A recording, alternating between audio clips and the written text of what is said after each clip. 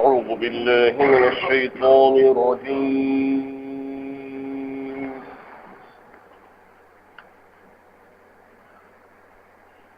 بسم الله الرحمن الرحيم.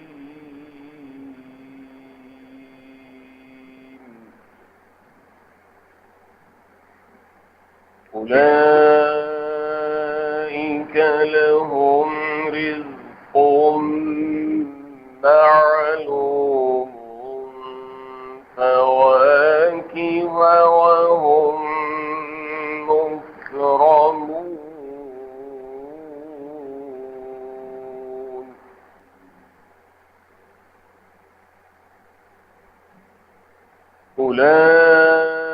أولئك لهم رزق معلوم فواكه وهم مكرمون في جنات النعيم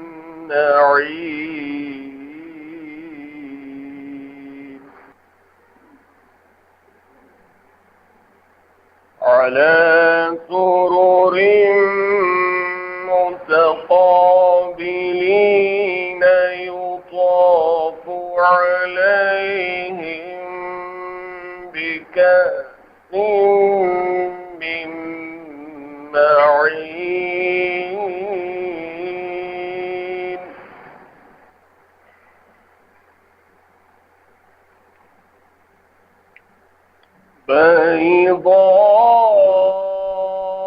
بيضاء لذة للشاربين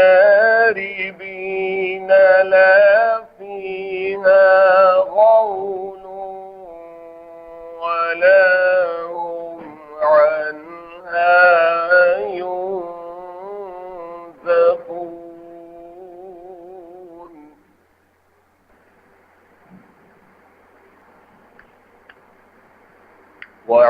وعندهم قاصرات الطرف عين كأنهن بيض مكنون.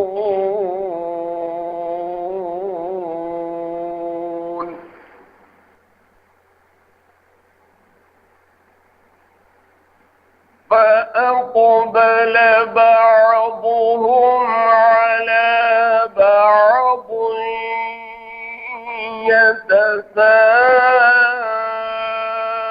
يتساءلون قال قائل منهم إني كان لي قرين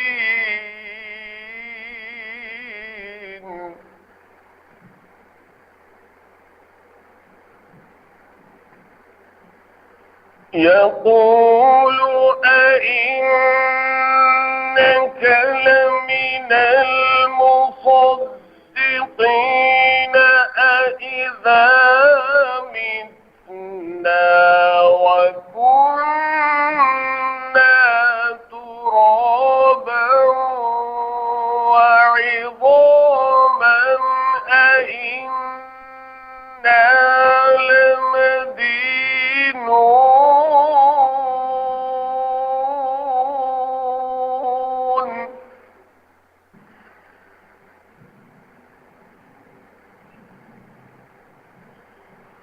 قال هل أنتم مطلعون فاطلع فرآه في سواء الجحيم قال تالله إن كدت لتردين.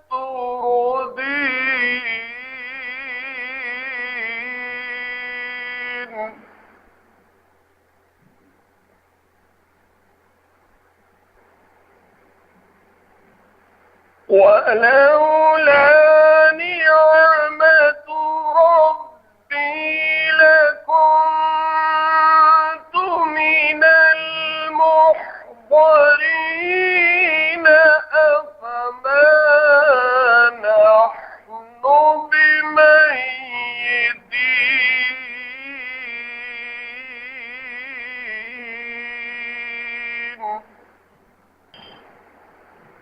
إلا موتتنا الأولى وما نحن بمعذبين إن هذا لهو الفوز العظيم.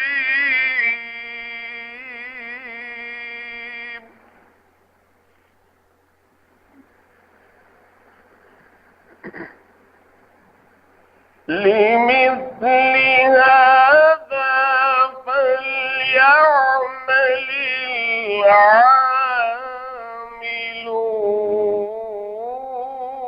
العاملون.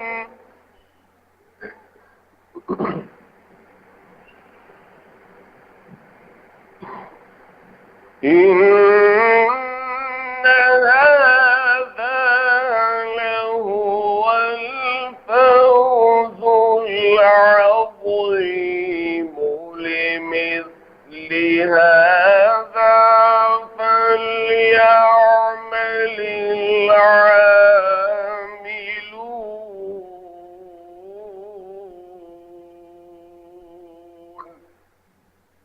صدق الله العظيم.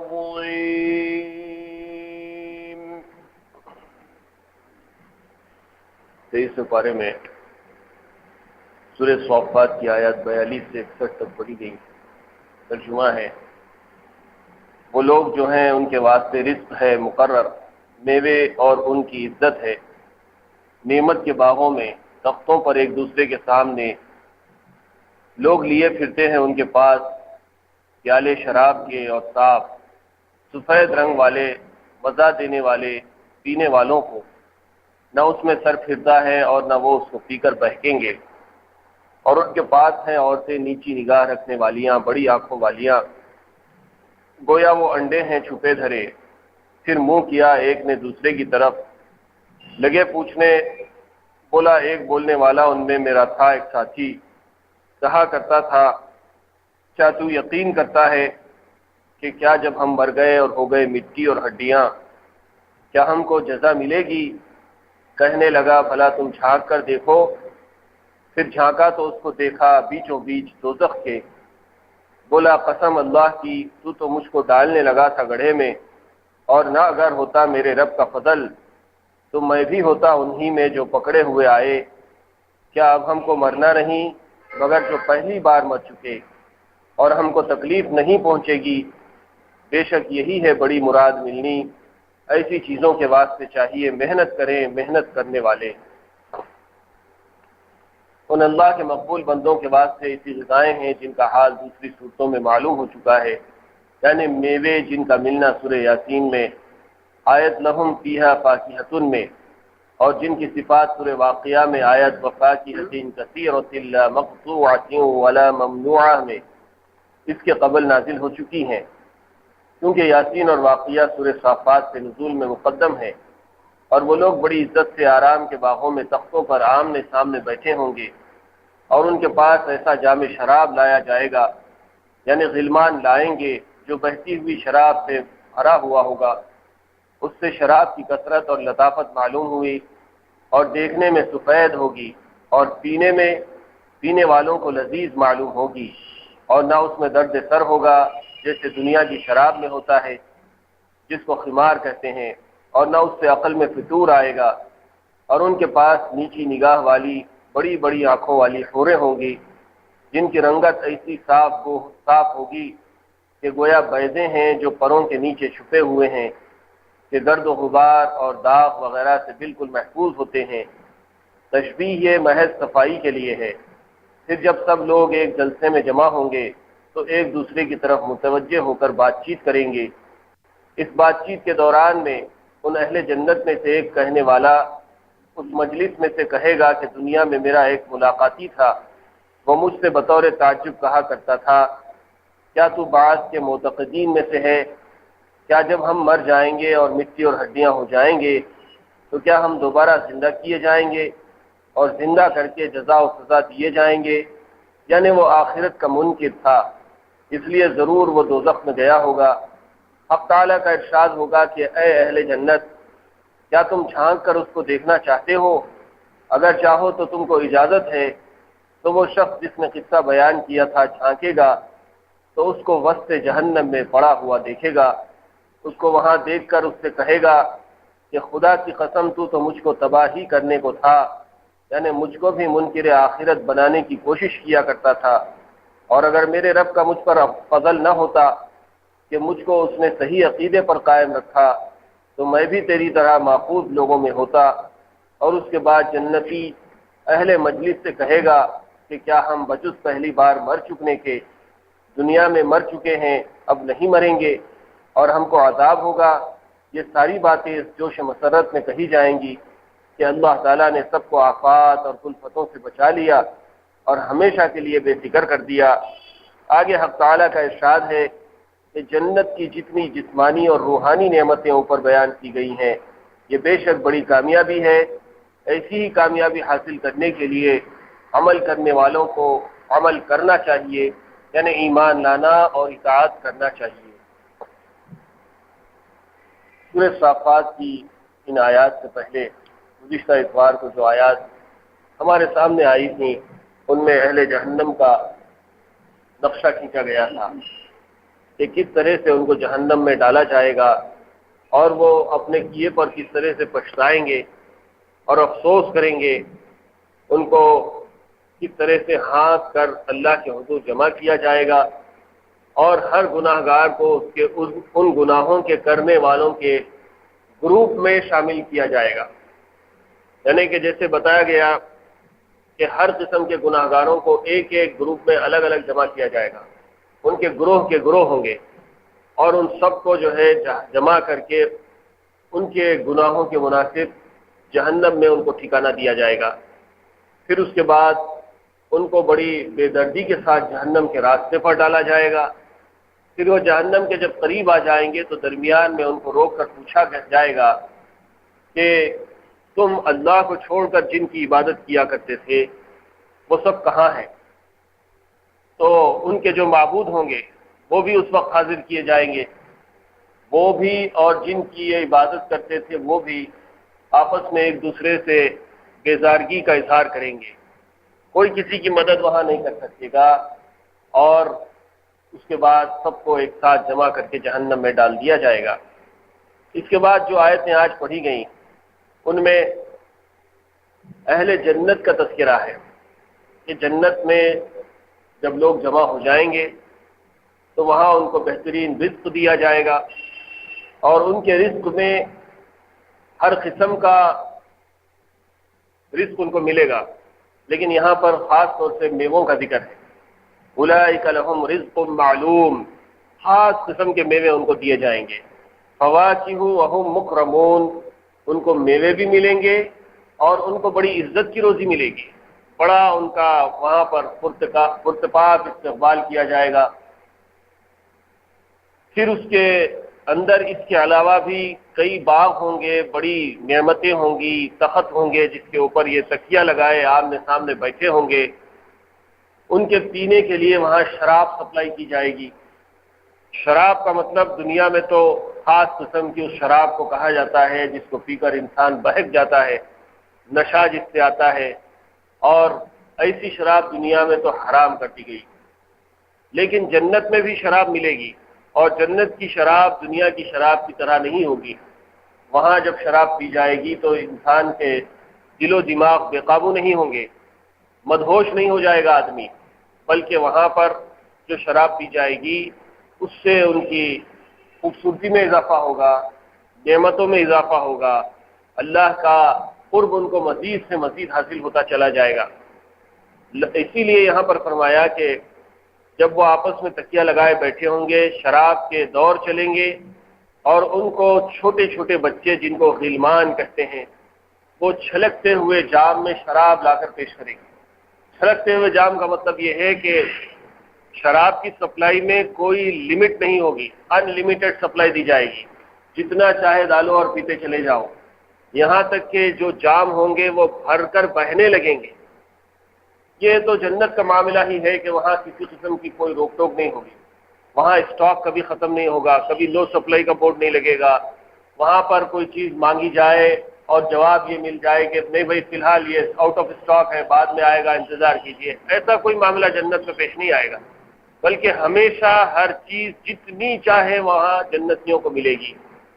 بیضاء لذۃ للشاربین، وہاں پر ان کو شراب کے علاوہ خوبصورت عورتیں ملیں گی، حوریں جنہیں کہا جاتا ہے، اور وہ شراب بھی ایسی ہوگی کہ سفید رنگ والی ہوگی، اس میں کسی قسم کی گندگی شامل نہیں ہوگی۔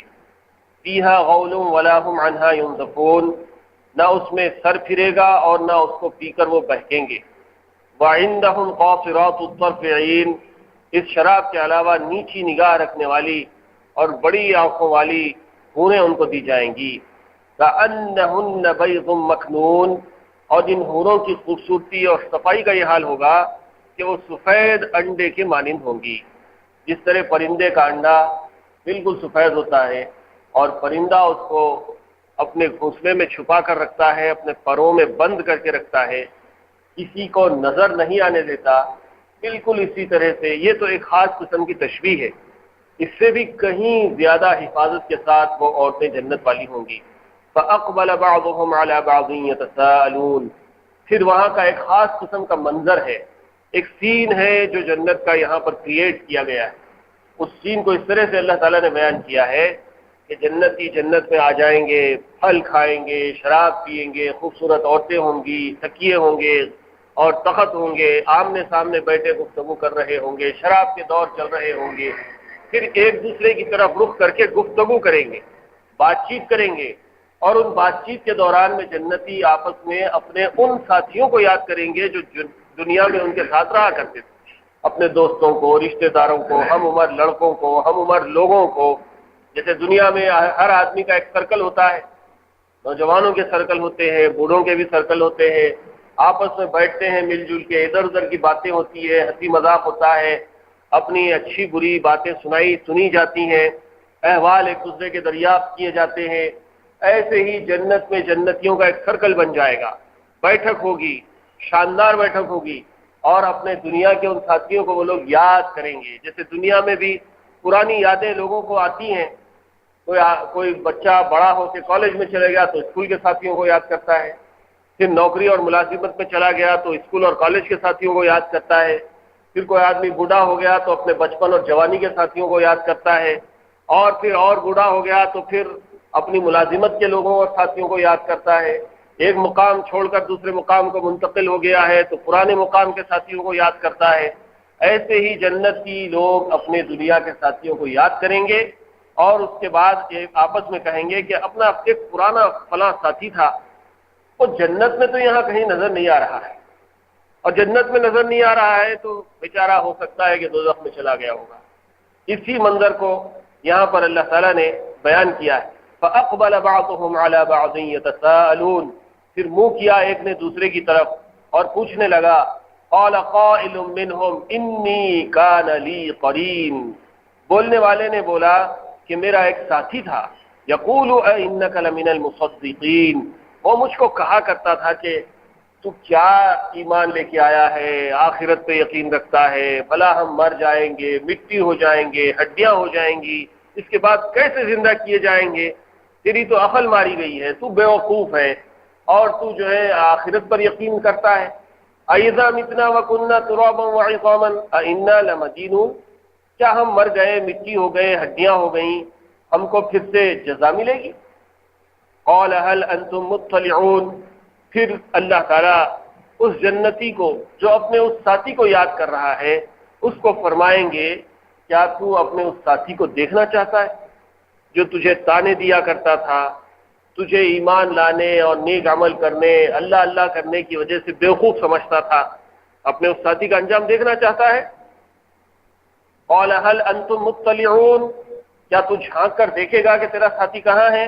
فَاطَّلَعَ فَرَآهُ فِي سَوَاءِ الْجَحِيمِ، اللہ کی طرف سے اس کو پرمیشن ملے گا، اس کی سائٹ کھول دی جائے گی اور وہ جھانک کر جہنم میں دیکھے گا تو اپنے اس ساتھی کو جہنم کے بیچوں بیچ عذاب میں مبتلا دیکھے گا۔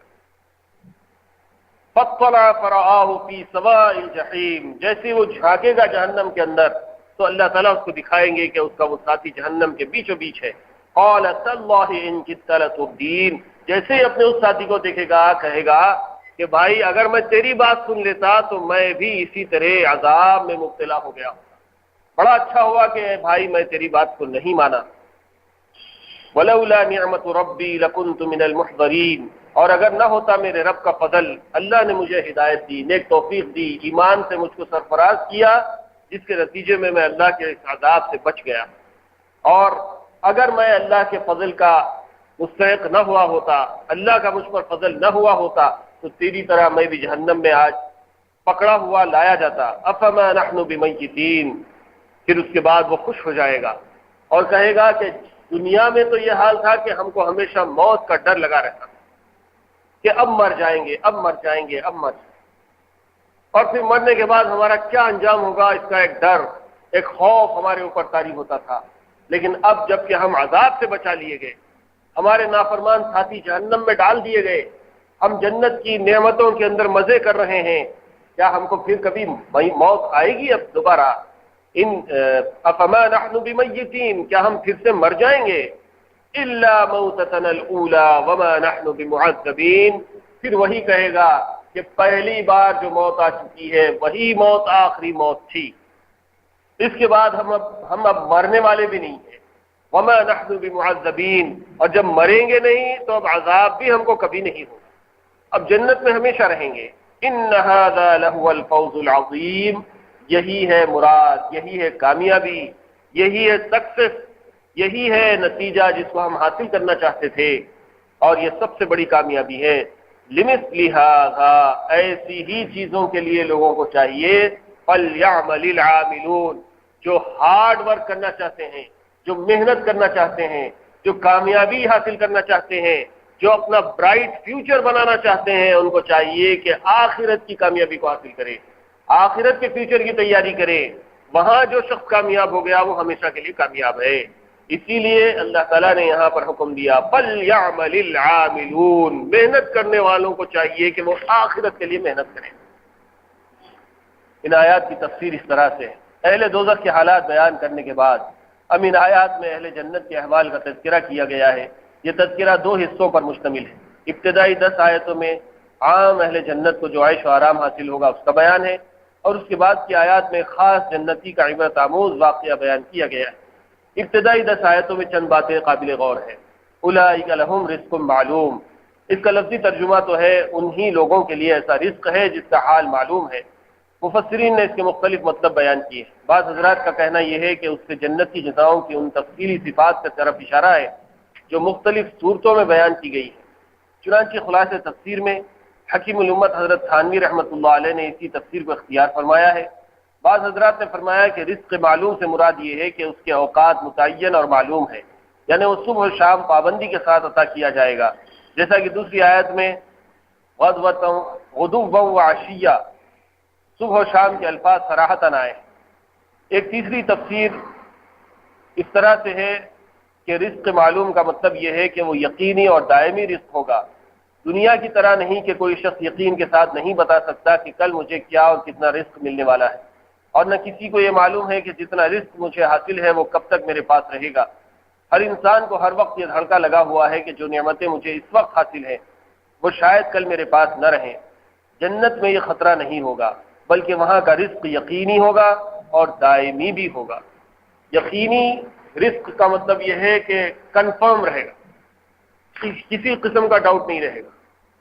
یہاں پر ایک چھوٹی سی مثال آپ سمجھ سکتے ہیں۔ مثال کے طور پہ آپ کو دعوت میں آپ کو ہم کو معلوم ہے کہ ہمارے شہر میں جو دعوت ہوتی ہے اس میں کیا آئٹم عام طور پہ رہتے ہیں۔ 1-2-4 آئٹم کا فرق ہو سکتا ہے، لیکن آپ جانتے ہیں کہ چکن یقینی ہے، بریانی یقینی ہے، 1 یا 2 میٹھے یقینی ہیں۔ لیکن اس کے ساتھ ساتھ آپ کو اس بات کا ڈر لگا ہوا ہے کہ آج شام آپ دعوت میں جا بھی سکیں گے کہ نہیں جا سکیں گے۔ جانے کے بعد بھی آپ کو ہمیشہ یہ ڈر ہے کہ بھئی اب کب ملتا کھانا نہیں معلوم، اور کھانے کا دروازہ کھلنے کے بعد سیٹ ملیں گی نہیں معلوم، اسی لیے بھاگے چلے جاتے ہیں، پہلے سے جا کے سیٹ بک ریزرو کر لیتے ہیں، اور جب اندر چھوڑا جاتا ہے تو تیزی سے دوڑ کے ایک ایک کرسی اپنے قبضے میں کرنے کی کوشش کرتے ہیں، اپنے ساتھیوں کو ہدایت دیتے ہیں بھائی ذرا میری کرسی روک کے رکھ، پھر اس کے باوجود بھی وہ ساری ترکیبیں ناکام ہو کے بعض مرتبہ واپس لوٹنا پڑتا۔ پہلے دور میں سیٹ نہیں ملی واپس آ گئے، دوسرے دور میں سیٹ نہیں ملی واپس آ گئے، بھوک اور وقت اتنا بڑھ گیا کہ بیزار ہو کے گھر واپس آ گئے، دعوت میں جانے کے بعد بھی کھانے کے ملنے کا یقین نہیں۔ پھر روز کے حالات بھی اسی طرح سے ہیں کہ آپ اپنے اسکول کو، کالج کو، آفس کو، اپنی دکان کو ٹفن ساتھ لے کے گئے، لیکن کام کی زیادتی ہے، ورک اتنا بڑھ گیا ہے، ٹائم ٹیبل اتنا ٹائٹ ہے کہ کھانے کے لیے ٹائم نہیں ملا، اور شام میں وہ ٹفن جو صبح لے کر گئے تھے واپس لے کر آئے۔ تو ایسے حالات دنیا میں پیش آتے رہتے ہیں۔ بہت سارے حالات سازگار ہونے کے باوجود، فیوریبل کنڈیشنز ہونے کے باوجود بھی بعض مرتبہ کھانے کا موقع نہیں ملتا، کھانا نہیں ملتا، اور آدمی بھوکا رہ جاتا ہے۔ جنت میں جو کھانے کے اوقات ہوں گے، جو ٹائمنگ ہوں گے، جو خواہشات ہوں گی، اس میں کسی قسم کا ڈاؤٹ نہیں ہوگا، وہ ہمیشہ کنفرم رہیں گے، اس میں کسی قسم کے چینجز نہیں ہوں گے۔ یہ بات ہے جس کے بارے میں کہا گیا کہ وہاں جو رزق ملے گا وہ یقینی ہوگا، اور دوسری چیز دائمی ہوگا، پرماننٹ ہوگا، اس کے اندر کسی قسم کے چینجز نہیں آئیں گے۔ چینجز کا مطلب یہ ہے کہ آدمی ایک زندگی جو دنیا میں گزار رہا ہے، ایک آدمی ہے کھاتے پیتے گھرانے کا آدمی ہے، اور برسوں سے بڑے عیش کی زندگی گزار رہا ہے، لیکن اس کی عیش کی زندگی دنیا کی ہمیشہ کے لیے نہیں ہے۔ ایک نہ ایک وقت ایسا آئے گا کہ اس کی یہ عیش کی زندگی ختم ہوگی۔ اقتدار ہے تو چھن جائے گا، ملازمت ہے تو ختم ہو جائے گی، پینشن ہو جائے گا، دکان ہے تو ایک دن چھوٹ جائے گی، کاروبار ہے تو ایک دن یا تو لاس ہو جائے گا، یا چلتے بھی رہا تو بوڑھے ہو جائیں گے، ہٹ جانا پڑے گا، بچوں کو بٹانا پڑے گا۔ اور پھر کھانے پینے کے جو عادات ہیں برسوں سے برابر ٹائم ٹیبل سے چل رہے ہیں، لیکن کبھی نہ کبھی زندگی میں ایک ایسا وقت آتا ہے کہ وہ چھوٹ جاتے ہیں، اور آدمی صرف پرانی یادوں کو یاد کرتے رہ جاتا ہے کہ ایک زمانہ تھا ہم بھی ایسے کھاتے تھے، پیتے تھے، ایسی دعوتیں ہوتی تھیں، ایسی عیش کی زندگی تھی، ایسا ہمارا گھر بار تھا، ایسی حویلیاں تھی، ایسے محلات تھے، ایسی حکومت تھی، چھوٹ گئی، چھن گئی۔ ایک عرصے تک یہ سارے عیش و آرام میں آدمی زندگی گزارنے کے بعد ایک وقت ایسا آ جاتا ہے کہ وہ سب چیزیں ختم ہو جاتی ہیں۔ پرماننٹ نہیں ہے دنیا کی زندگی۔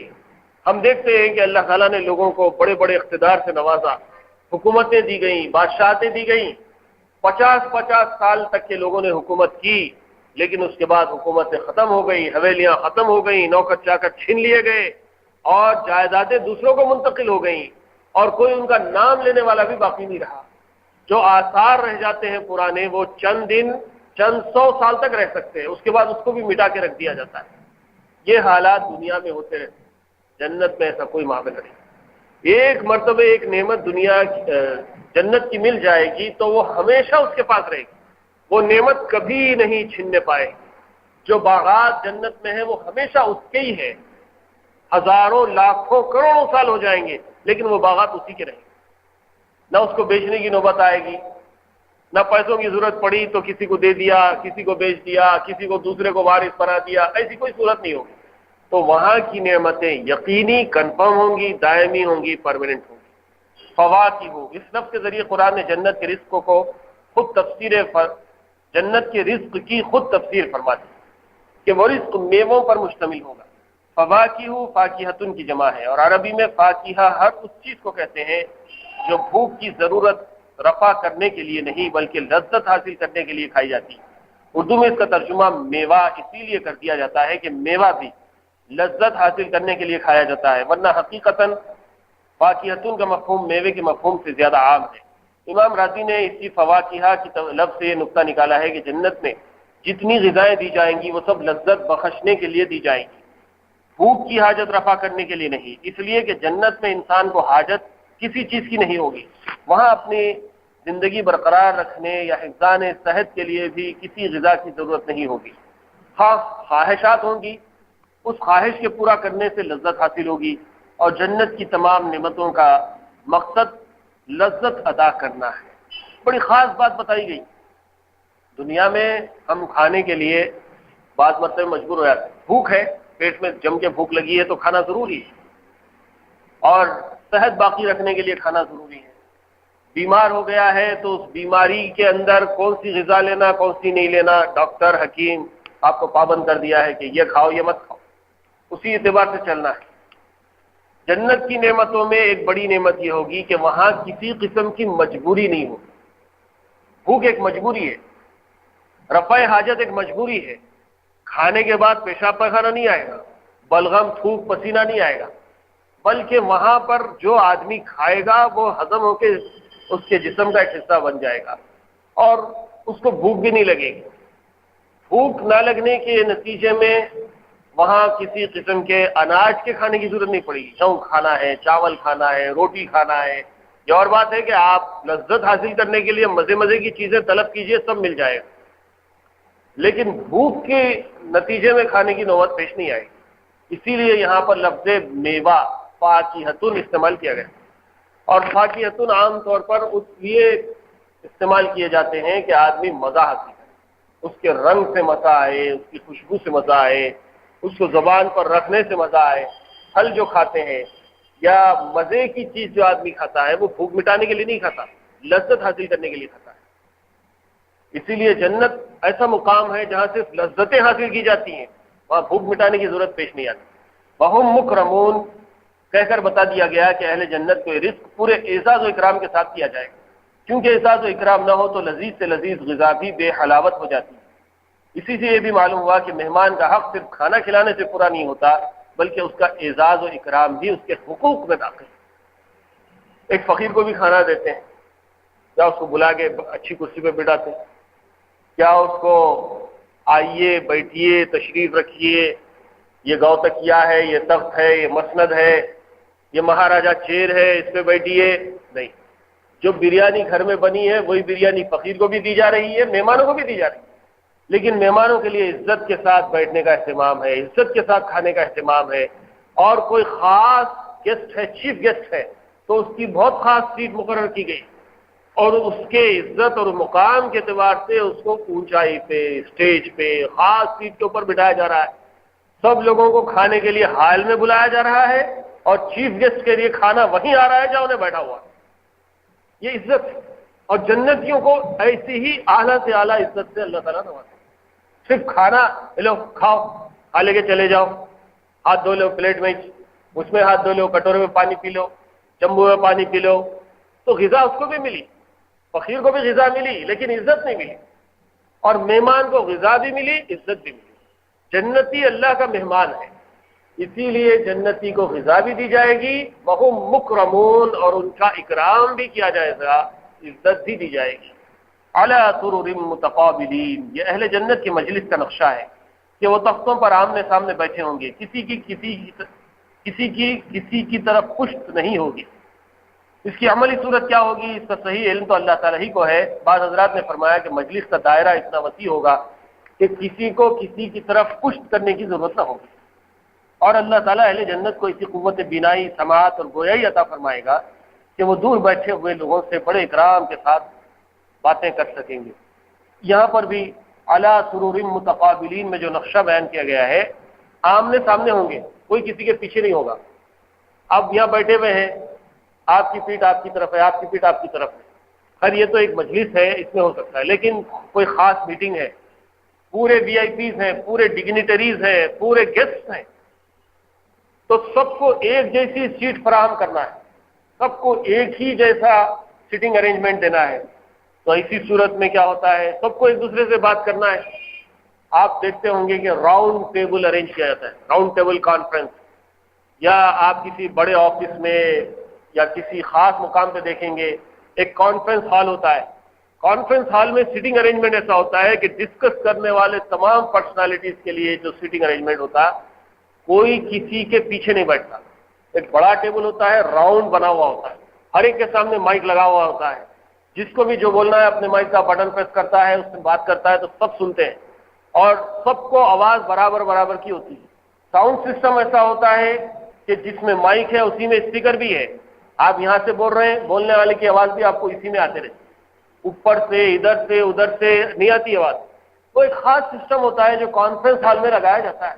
یہ ایک ادنا سی مثال، معمولی سی مثال ہے جو سمجھنے کے لیے ہمارے لیے مددگار ہو سکتی ہے۔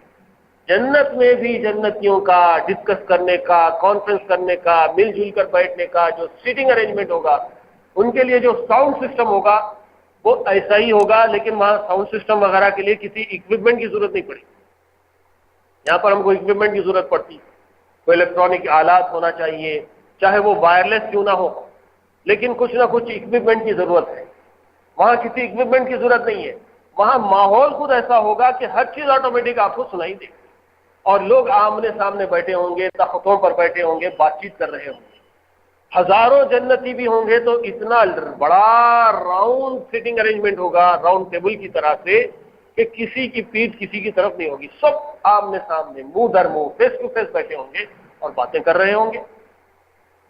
لذت للشاربین، لذت اصل معنی میں مصدر ہے جس کے معنی ہے لذیذ ہونا، اسی لیے بعض حضرات نے کہا ہے کہ یہاں مضاف محذوف ہے، اصل میں ذاتی لذتن تھا یعنی لذت والی، لیکن اس تکلف کی ضرورت نہیں ہے۔ اول تو اگر لذتن کو مصدر ہی سمجھا جائے تو مصدر اسم فاعل کے معنی میں بکثرت استعمال ہوتا ہے، اس صورت میں معنی یہ ہوں گے کہ وہ شراب پینے والوں کے لیے مجسم لذت ہوگی۔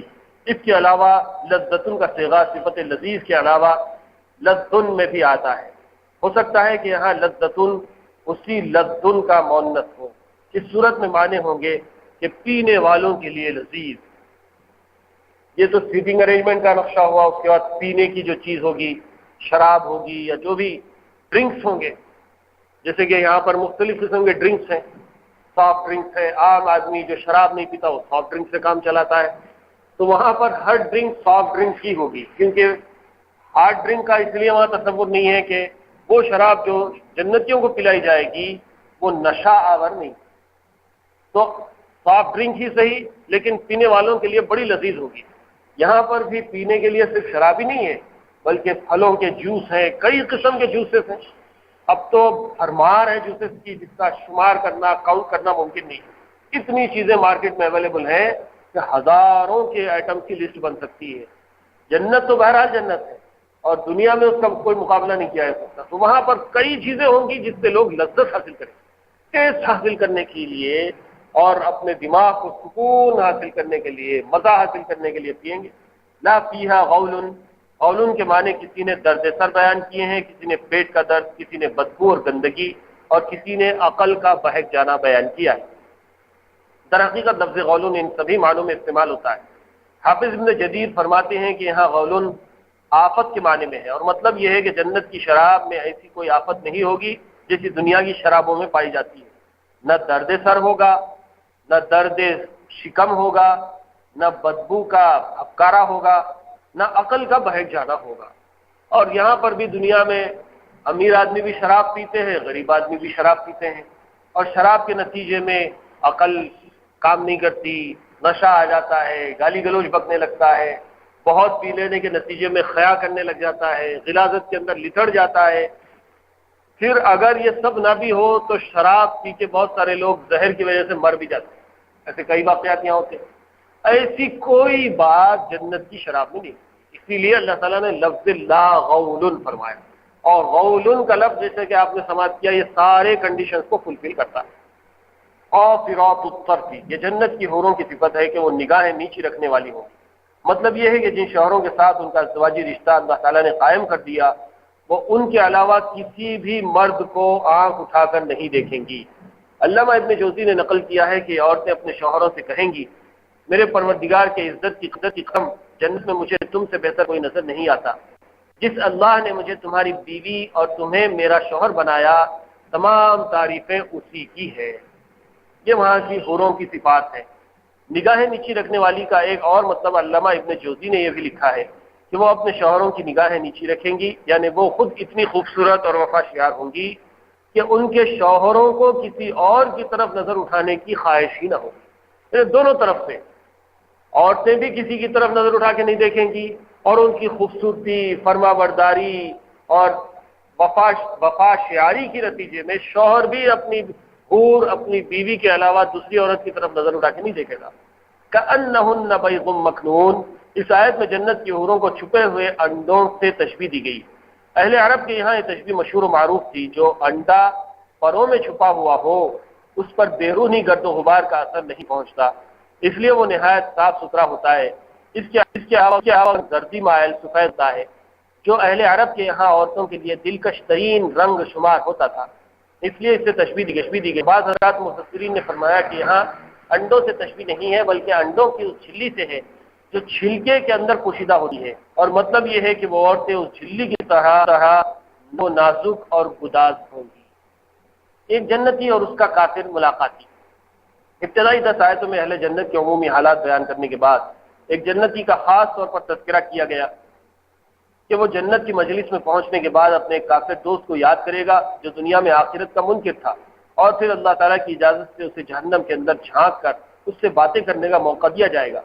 قرآن کریم میں اس شخص کا کچھ نام پتہ نہیں بتایا گیا، اس لیے یقین کے ساتھ نہیں کہا جا سکتا کہ یہ کون شخص ہوگا۔ تاہم بعض مفسرین نے خیال ظاہر کیا ہے کہ اس مومن شخص کا نام یہودا اور اس کافر شخص کے ملاقاتی کا نام مطروس ہے، اور یہی وہ 2 ساتھی ہیں جن کا ذکر سورہ کہف کی آیت وَاضْرِبْ لَهُم مَثَلَ الرَّجُلَيْنِ میں گزر چکا ہے۔ علامہ سیوطی نے متعدد تابعین سے اس شخص کی تعیین کے لیے ایک اور واقعہ نقل کیا ہے، جس کا خلاصہ یہ ہے کہ 2 آدمی کاروبار میں شریک تھے، ان کو 8,000 دینار کی آمدنی ہوتی اور دونوں نے 4-4 ہزار دینار آپس میں بانٹ لیے۔ ایک شریک نے اپنی رقم میں سے 1,000 دینار خرچ کر کے ایک زمین خریدی، دوسرا ساتھی بہت نیک تھا، اس نے یہ دعا کی کہ یا اللہ فلاں شخص نے 1,000 دینار میں ایک زمین خریدی ہے، میں آپ سے 1,000 دینار کے عوض جنت میں زمین خریدتا ہوں، اور 1,000 دینار کا صدقہ کر دیا۔ پھر اس کے ساتھی نے 1,000 دینار خرچ کر کے ایک گھر بنوایا، تو اس شخص نے کہا یا اللہ فلاں شخص نے 1,000 دینار میں ایک گھر تعمیر کیا ہے، میں 1,000 دینار میں آپ سے جنت کا ایک گھر خریدتا ہوں۔ یہ کہہ کر اس نے مزید 1,000 دینار صدقہ کر دیے۔ اس کے بعد اس کے ایک ساتھی نے ایک عورت سے شادی کی اور اس پر 1,000 دینار خرچ کر دیے، تو اس نے کہا یا اللہ فلاں نے ایک عورت سے شادی کر کے اس پر 1,000 دینار خرچ کر دیے ہیں، اور میں جنت کی عورتوں میں سے کسی کو پیغام دیتا ہوں اور یہ 1,000 دینار نظر کرتا ہوں۔ یہ کہہ کر وہ 1,000 بھی صدقہ کر دیے۔ پھر اس کے ایک ساتھی نے 1,000 دینار میں کچھ غلام اور سامان خریدا، تو اس نے پھر 1,000 صدقہ کر کے اللہ تعالیٰ سے اس کے عوض جنت کے غلام اور جنت کا سامان طلب کیا۔ اس کے بعد اتفاق سے اس مومن بندے کو کوئی شدید حاجت پیش آئی، اسے خیال ہوا کہ میں اپنے سابق شریک کے پاس جاؤں تو شاید وہ نیکی کا ارادہ کرے، چنانچہ اس نے اپنے ساتھی سے اپنی ضرورت کا ذکر کیا۔ ساتھی نے پوچھا تمہارا مال کیا ہوا؟ اس کے جواب میں اس نے پورا قصہ سنا دیا۔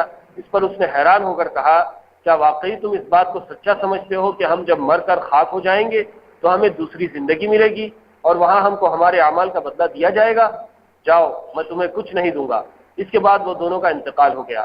مذکورہ آیات میں جنتی سے مراد وہ بندہ ہے جس نے آخرت کی خاطر اپنا سارا مال صدقہ کر دیا تھا، اور اس کا جہنمی ملاقاتی وہی شریک کے کاروبار ہے جس نے آخرت کی تصدیق کرنے پر اس کا مذاق اڑایا تھا۔ ایک واقعہ ہے، اور ایسے کئی واقعات ہو سکتے ہیں دنیا میں۔ ایک آدمی جو آخرت پر یقین رکھتا ہے اس کی ساری کوشش آخرت کے لیے ہوتی ہے، اور ایک آدمی جو دنیا دار ہے سب کچھ دنیا میں ہی کر لینا چاہتا ہے، اس کی کوشش دنیا کے لیے ہو سکتی ہے۔ آپ نے پورا قصہ سماعت کر لیا ہے کہ 2 شخص تھے، کاروبار میں انہوں نے انویسٹمنٹ کیا اور اپنا شیئر انہوں نے لے لیا، اور دونوں کو جو پروفٹ آیا 8-8 ہزار دینار کا آیا۔ دونوں نے 4-4 ہزار دینار بانٹ لیے۔ جو دنیا دار شخص تھا اس نے 1,000 دینار کے عوض زمین خریدی، پھر اس کے بعد اس کے لیے ایک بلڈنگ خریدی، پھر ایک عورت سے شادی کی، پھر اس کے لیے غلام اور سامان خریدا۔ اس طرح 1,000 دینار اس نے خرچ کر لیے۔ دوسرا جو آخرت پر یقین رکھتا تھا اس نے 1,000 دینار میں اللہ سے جنت کی زمین خریدی اور 1,000 دینار صدقہ کر دیے۔ پھر دوسرے 1,000 دینار صدقہ کر کے اس نے اللہ تعالیٰ سے دعا کی کہ اس کے بدلے میں مجھے جنت میں گھر عطا کر دیجیے۔ پھر تیسرے 1,000 دینار اس نے صدقہ کیے اور اللہ سے دعا کی کہ جنت کی حوریں مجھے عطا کر دیجیے۔ پھر 1,000 دینار اس نے صدقہ کر کے جنت کے غلام اور جنت کے اندر جو ساز و سامان ہوگا اے اللہ مجھے وہ عطا کر دیجیے۔ اس طرح 4,000 دینار آخرت پر یقین رکھنے والے نے اللہ کے راستے میں خرچ کر کے آخرت طلب کی، اور دنیا دار آدمی نے دنیا طلب کی۔ پھر اتفاق ایسا ہوا کہ وہ جو آخرت پر یقین رکھنے والا تھا اس کے تو سارے پیسے خرچ ہو گئے، اب کچھ بچا نہیں۔ کسی چیز کی ضرورت پڑی تو وہ اپنے دوسرے بھائی کے پاس آیا اور اس نے کہا کہ بھائی مجھے پیسوں کی ضرورت ہے، آپ کچھ پیسے دیجئے۔ تو اس نے پوچھا بھائی تیرے کو بھی منافع آیا تھا، تو نے کیا کیا؟ تو اس نے کہا کہ میں سب آخرت کے لیے خرچ کر۔ اس نے کہا کہ تجھے یقین ہے آخرت پر کہ یہ سب ملے گا؟ مجھے تو کوئی یقین نہیں بھائی، یہ دنیا ایک بار ملی، اسی میں عیش کرو، مزے اڑاؤ اور کھاؤ پیو مزے کرو، تم سب پیسہ آخرت کے لیے بول کے خرچ کر دیا، اب ضرورت پڑی تو میرے پاس آئے، میں کچھ دینے والا نہیں۔ تو دنیا والے کا بھی ایک دن انتقال ہونا ہے، آخرت پر یقین کرنے والے کو بھی ایک دن مرنا ہے۔ ایک ایک دن یہ دونوں آدمی اپنے اپنے وقت پر مر گئے۔ اس کے بعد آخرت کا یہ منظر ان کے لیے کھینچا گیا کہ جس نے آخرت کے لیے پیسہ خرچ کیا تھا وہ جنت میں، اور جس نے دنیا داری کے لیے پیسہ خرچ کیا تھا، آخرت پر اس کو یقین نہیں تھا، تو اس کو اللہ تعالیٰ جہنم میں ڈال دیے، اور اس جنتی آدمی کو اپنے اس بھائی اس ساتھی کا حال بتا دیا جس نے جنت میں سے جھانک کر دیکھا تو وہ ساتھی جہنم کے درمیان میں پڑا ہوا۔ بری صحبت سے بچنے کی تعلیم۔ باہر کیف اس سے مراد کوئی ہو، یہاں اس واقعے کو ذکر کرنے سے قرآن کریم کا اصل منشا لوگوں کو اس بات پر متنبہ کرنا ہے کہ وہ اپنے حلقہ احباب کا پوری احتیاط کے ساتھ جائزہ لے کر یہ دیکھیں کہ اس میں کوئی ایسا شخص تو نہیں ہے جو انہیں کشا کشا دوزخ کے انجام کی طرف لے جا رہا ہو۔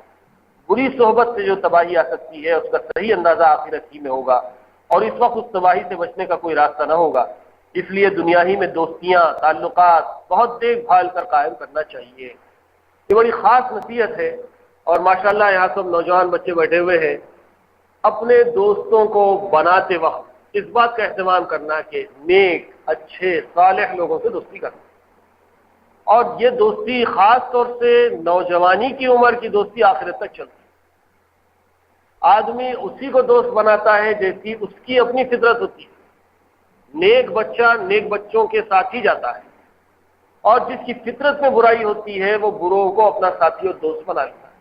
اور یہی عمر ہے 13-14 سال سے لے کر 25 سال تک کی عمر، اسی میں آدمی کا اپنا کیریئر بنتا ہے۔ یہی کیریئر، چاہے وہ تعلیمی کیریئر ہو، اخلاق کا کیریئر ہو، عادتوں کا کیریئر ہو، اور دوستوں کا حلقہ ہو، اسی میں آدمی ہمیشہ رہتا ہے۔ اور اس میں اچھا سرکل اگر اس کو مل گیا تو اسی سرکل کے اعتبار سے وہ اپنی لائف کو گزارتا ہے، اور جیسی لائف گزارتا ہے ویسے ہی اس کی حالت میں موت آتی ہے۔ جس حالت میں مرتا ہے اسی حالت میں آخرت میں زندہ ہو کر اٹھایا جائے گا، اور جس حالت میں آخرت میں اٹھایا جائے گا اسی اعتبار سے اس کا حشر ہوگا، جنتی ہوگا یا جہنمی ہوگا۔ اس لیے یہاں پر جو نصیحت کی جا رہی ہے کہ نیک لوگوں کی صحبت اختیار کرو، نماز پڑھنے والوں کے ساتھ رہو، قرآن پڑھنے والوں کے ساتھ رہو، مسجدوں کی طرف آنے جانے والوں کے ساتھ رہو، نیک بچوں کے ساتھ رہو گے تو خود بھی نیک بنو گے۔ اور آدمی اپنے ساتھیوں دوستوں کے کاموں کے ساتھ جڑا رہتا ہے۔ پکچر دیکھنے والے، سڑکوں پہ بیٹھنے والے، فٹ پاتھوں پہ بیٹھنے والے، ہوٹلوں میں بیٹھنے والے، چائے اور سگریٹ کے عادی، شراب کے عادی، فلموں کے عادی دوست رہیں گے۔ آہستہ آہستہ اپنے کو بھی وہی عادت، اور جب وہی عادت ہو جائے گی تو اسی میں مزہ آئے گا۔ اور ایک آدمی جو فیشنیبل ہوتا ہے، دنیا طلب ہوتا ہے، ماڈرن بننے کی فکر کرتا ہے، وہ نیک لوگوں کو پسند نہیں کرتا۔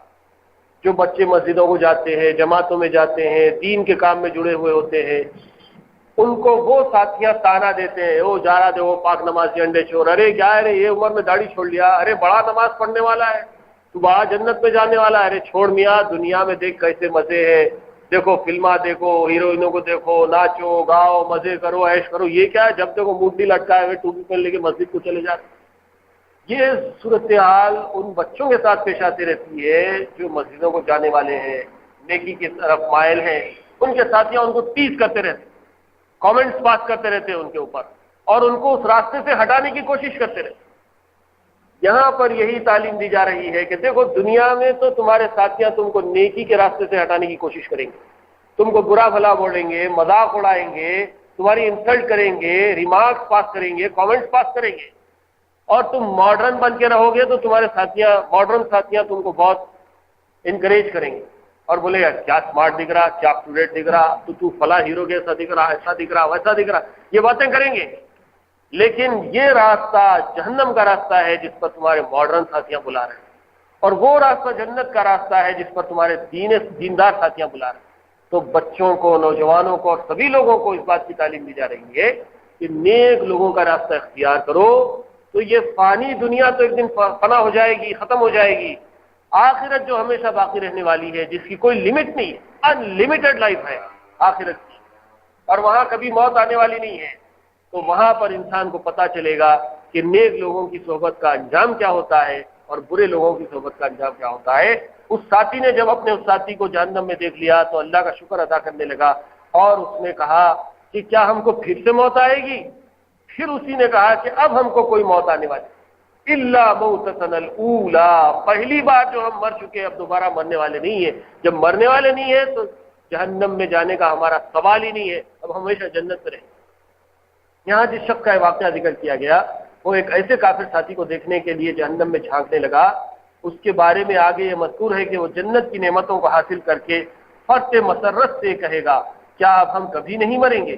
اس کا مقصد یہ نہیں ہے کہ جنت کی جاویدانہ زندگی کا یقین نہیں ہوگا، بلکہ جس شخص کو مسرتوں کا انتہائی درجہ حاصل ہو جائے گا وہ بسا اوقات ایسی باتیں کرتا ہے جیسے اسے یقین نہیں ہے کہ مسرتیں اسے حاصل ہو گئی۔ یہ جملے بھی اسی نوعیت کے ہیں۔ وہ جو ساتھی نے کہا کیا ہم کو پھر سے موت نہیں آئے گی، تو اس کو یقین تو ہے کہ ہم مرنے والے نہیں ہیں، لیکن اپنی خوشی کو اور بڑھانے کے لیے، اپنی خوش بختی پر مزید خوشیاں منانے کے لیے اس نے اس طرح کے جملے استعمال کیے کہ کیا ہم مریں گے؟ ہم اب کبھی نہیں مریں گے، اور جب کبھی نہیں مریں گے تو یہ جنت ہم سے کبھی نہیں چھینے گی اور ہم جہنم کے عذاب میں کبھی مبتلا نہیں ہوں گے۔ یہ شکر کرنے کا ایک طریقہ ہے۔ آخر میں قرآن کریم اسی واقعے کے اصل سبق کی طرف متوجہ کر کے فرماتا ہے لِمِثْلِ هَذَا، بس یہ مثال، فَلْيَعْمَلِ الْعَامِلُونَ، کام کرنے والوں، محنت کرنے والوں کے لیے چاہیے کہ وہ آخرت کے لیے محنت، آخرت کو اپنا گول بنائے، اپنا ایم بنائے، اپنا ایمبیشن بنائے کہ ہم کو آخرت میں کامیاب ہونا ہے۔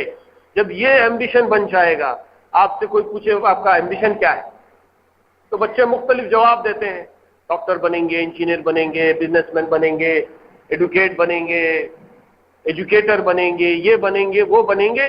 کسی کے پاس سے یہ جواب آ نہیں پاتا کہ میں جنتی بنوں گا، میں شہید ہو جاؤں گا، میں صدیق بنوں گا، میں نیک آدمی بنوں گا، میں جنت کے اعلیٰ درجے حاصل کروں گا۔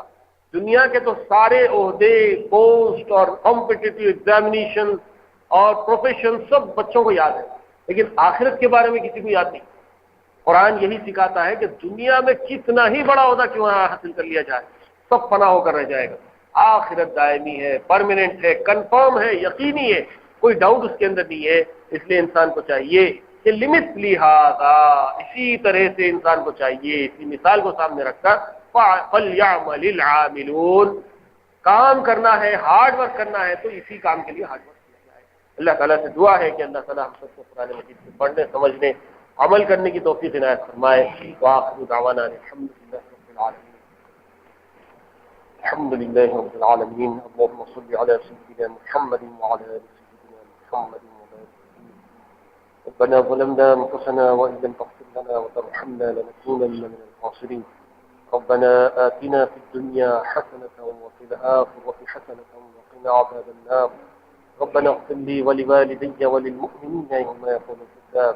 اللهم اغفر للمؤمنين والمؤمنات والمسلمين والمسلمات الأحياء منهم والأموات برحمتك يا أرحم الراحمين۔ سبحان ربك رب العزة عما يصفون۔